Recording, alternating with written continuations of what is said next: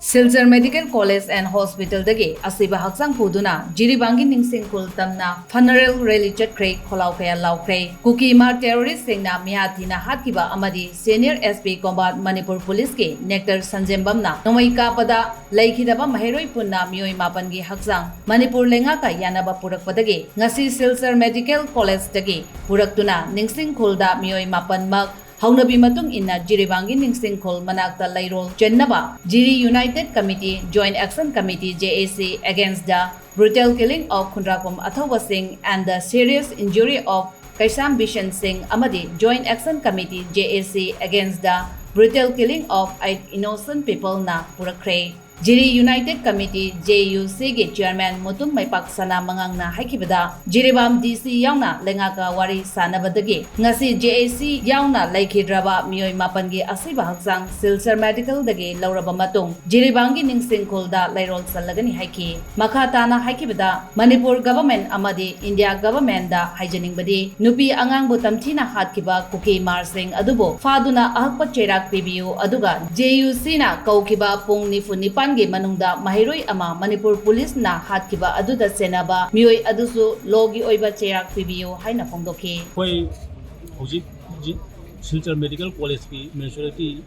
dead body laiba masida koi jiri bangi apunba body oiba serious washing body oiba jiri United Committee aduga borobega site ki JAC aduga jiri cycle ki JAC ga punna koi DC jiri bangi DC ga Jana raba matungda masi dead body si koi loba lakjabani ayamba hoji procedure punamak loselae adu haki matungda koi dead body se puragani koi na hygienic badi Manipur government amadi India government da hygienic se mara laitaba misam nupi angang aduga IDP oina leiriba internal displaced person oina leiba borobres cycle gi mioi nupi angang taruka aduga ekoi nupa aniga tamthina hatopiram sigumba jagurado incident ara khanaraga leidoroba asigi thaudo asida chenariba militant singdo madu hakpa charak pigadam ain joiba makoigi makhada inquiry yama thuna tawrakanda madu makoigi terrorist act adugi damakta terrorist organization amani ana laukhokadim na habase mangjongna JOC na su home ministry da koi through Chief Minister Manipur Chief Minister Kuthangda economic masami tawkhre adugi makha tarakpada state force ki site gi ihau changsalingai da JOC na 48 hours ki misam miam sing adu hagra matung da madu thadopiro nupi angang sing thadopiro te ka thadopiro haibagi hongjam changsilagi 48 hours manung da ihau haujaba angang ama chhatra ama madu tamthina hapi khiba adugumba body adusu ga loina na koi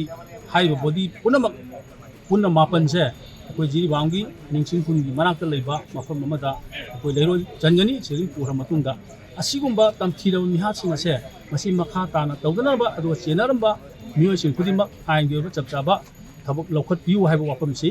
media gi site ta thamjari Jiri Development Organization JDO ge President Elangwam Dewan Singh na Paumi Singh da phongdokhibada Asigumba Kuki Mar terrorist singna chathakiba thawong adu India government na tumina laithopam thokte akanba action lokhatkadabani haina phongdoki ngasigi Silchar da laikhidraba mioi mapan lawba lakwa matamda Kasar Silchar gi CSO amadi maira paibi kyasu sarugyakhi Kasar Silchar gi maitei taba mafam singda asiba pubagari sing khamduna miyamna laisu katuna Kholao kyasu laukhi those civil people are there, they have no weapons are there. This and that we also appeal to the central government to take appropriate action against these who are doing the terrorist acts in the border circles. And we, the Jiri, all the peoples of Jiribam and the COs where was coming here to check these bodies and will be buried on our funeral will be done into our part of Ningsingkhulda, the biodiversity fox. Then after that, we'll do a series of agitation will be there. We're electing here, so to do a funeral properly in Jiriba, and we'll take a step of different type of step, so that will hear the dumb ears of the Indian government or the central government or the Manipur government. They have to act something against this. Thank you very much.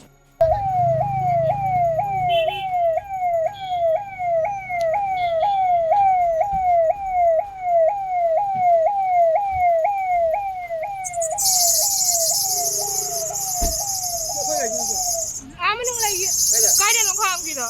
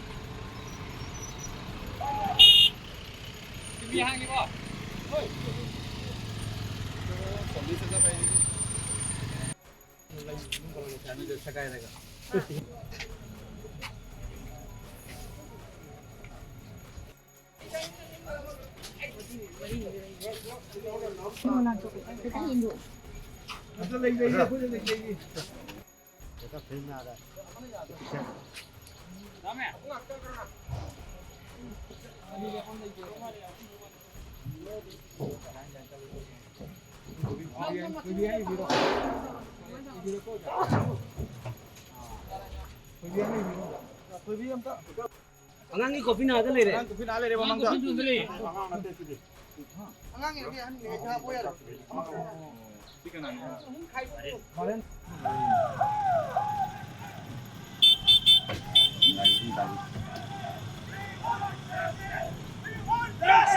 Thank you.